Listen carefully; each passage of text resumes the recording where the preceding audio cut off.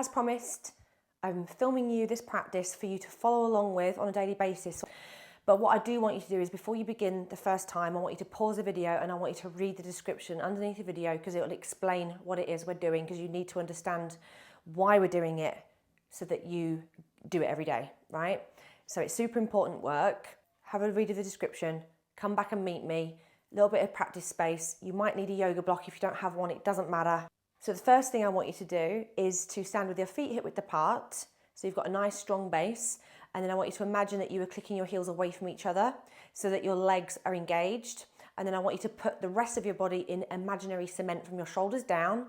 Maybe even kind of make fists with your hands. I want your shoulders don't want to be doing all this when you're moving around. You want it to just be the neck that's moving, right? So engage your core, maybe a little gentle squeeze of the glutes, okay? And then from here, I want you to take a breath in. As you breathe out, bring your chin towards your chest as much as you can without pain, right? Then keep it there. And now scrape your chin across your left collarbone. You'll get to a point where you can't go any further, right? You'll find an edge. And now imagine you could pour water out of your left ear down the back of your left shoulder. And now take the back of your head back, nose to sky, until you're pouring water out of your right ear down the back of your right shoulder. And then you're going to bring your chin to your right collarbone. And then you're going to scrape it back through center. That's one rotation. Now we're going to keep going. Chin scrapes across left collarbone. You're going to pour water out of your left ear down your left shoulder. You're going to drop your head back, nose to sky. Water out of right ear down right shoulder. Drop your chin towards your right collarbone. And then scrape back to center. Now your next 2 rounds I want you to do in a complete circle without stopping. So just allow it to move a bit more kind of fluidly, with control, though, thinking about every single range of motion that you're moving through, every single centimeter, every angle that your neck joint is moving through. I really want you to think about it. This time, as you come to center, reset, maybe take a little rest, take a breath in. Again, create tension in the rest of your body, shoulders down in cement. Drop your chin towards your chest. Now scrape your chin across your right collarbone. Pour water out of your right ear down the back of your right shoulder. Drop your head back in space, nose to sky. Pour water out of your left ear down your left shoulder. Chin to the left collarbone. And then scrape back through center. We'll go again. Chin scrapes across right collarbone.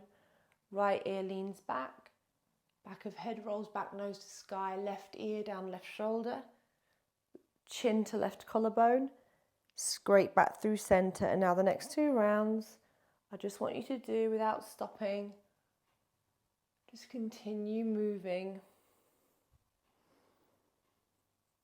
Trying to make it a bit smoother, less jaggedy, less kind of like stop-start. And the next time that you find your chin to chest, let it go, right? Okay, so that's your neck CARs. So from here, we're now going to do our shoulders, okay?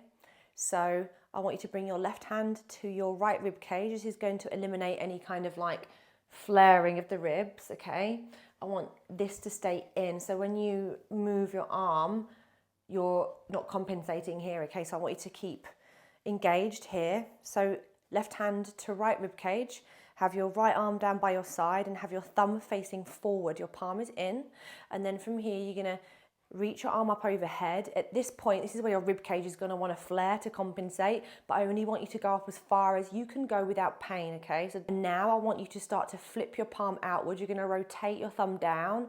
Once you can't rotate anymore, you're going to start to reach your arm back behind you like you were high-fiving someone you can't see. Once you can't extend your arm back any further, I want you to bring the back of your hand to your hip, and then you're going to high five the space behind you, and now you're going to start to rotate your palm and your pinky finger in. As you take your arm all the way back overhead, your bicep will chase your ear, and then you're going to bring your arm back down by your side. That's one rotation. We're going to go again. You're going to move your arm up, so your right bicep is by your right ear, and now you're going to rotate, okay?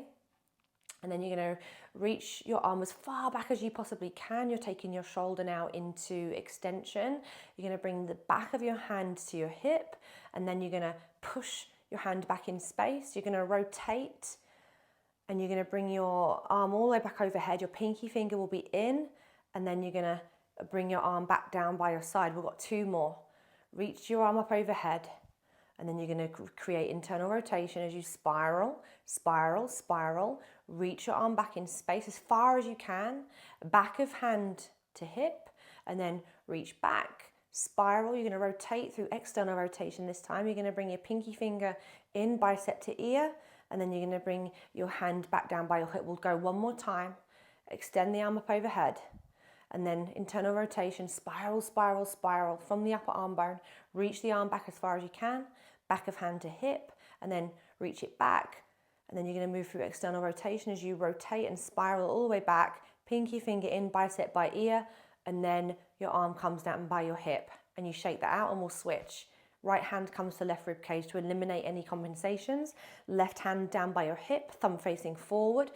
Reach your arm up overhead, and then start to create that rotation. So you're going to spiral your palm out, pinky finger back, thumb forward, and then as you do it, you're going to start to reach your arm back in space. Reach it back as far as you can without pain. Then you're going to bring the back of your hand to your hip, and then push it back, and then you're going to spiral as you start to bring your arm all the way back overhead, pinky finger in, and then you're going to bring your arm back down by your side. You've got 3 more. Reach your arm up overhead, spiral, really carve out space, like you're trying to scrape out more and more space every round. Reach the arm back behind you, back of hand to hip, push the hand away. External rotation brings you all the way back, arm overhead, pinky finger in, and then you're going to reset, arm down by your side, thumb facing forward, reach your arm up overhead. Start to spiral, internal rotation as you reach your arm back as far as it will possibly go, no pain, back of hand to hip, and then push it away.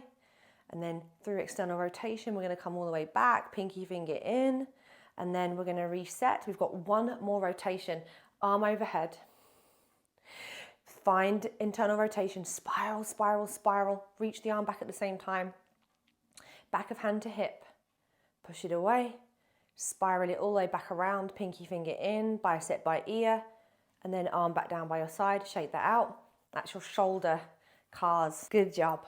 We've got 1 more thing to accomplish, and this is your scapular CARs. You can do this with or without a block or a book or anything else that you can hold on to. Basically, we're going to be moving our scapula, those 2 wing-like things on your back, through protraction, retraction, elevation, and depression. So they're going to effectively move away from each other. They're going to move closer towards each other. They're also going to move down your back, and they're going to move up towards your ears. And we're going to do like 4 rotations in one direction, and then we're going to switch and go in the other direction. Okay, sometimes it helps to hold onto a block out in front of you, or you can make fists, okay? But either way, what I want you to do is, I want you to imagine that your fists or your block were on a table out in front of you, right?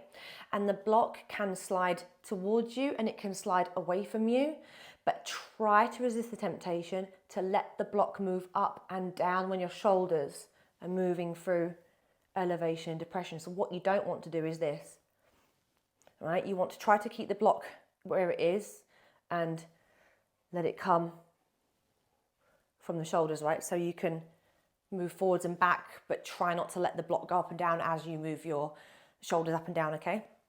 So from here, I want you to just let your scapula be neutrally rested on your back body, and I want you to reach the block or your fists out in front of you, okay? And then from here, the first thing that I want you to do is take your scapula into depression. So I want you to slide your scapula down your back body. That's it, as far as you can without pain. And then from there, I want you to take them into retraction. So it's like you are hugging your spine. So squeeze your shoulder blades together. That's it. From here, you want to take your shoulders up. So you're taking your scapula up towards your ears. Nice. And now you're going to move into full protraction. So you are spreading your shoulder blades away from one another, right? And then from here, we're going to go back down into depression. We're going to move back into retraction. So you're going to bring your shoulder blades together, and then you're going to take them up into elevation, and then you're going to take them into full protraction. So you're spreading them away from each other, right? Again, take them down into depression.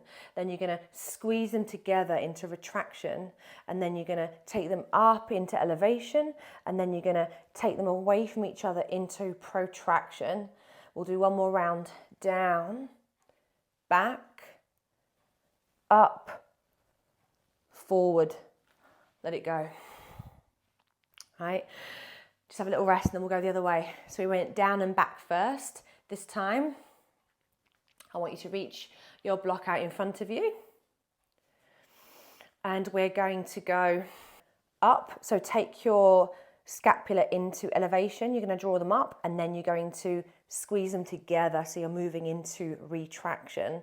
Then we're going to take them down, slide them down your back body, and then you're going to move into full protraction. So you're moving your shoulder blades away from one another. We're going to go again, up into elevation, squeeze them together, retraction, take them down, depression, and then spread them apart, full protraction. 2 more, up, back, down, forward, up, back, down, forward. Let it go. Good job. So you've completed neck CARs, shoulder CARs, and scapular CARs, okay? So if you do those every day, you will notice a massive difference in how your upper body functions, how it moves, and ultimately how it feels.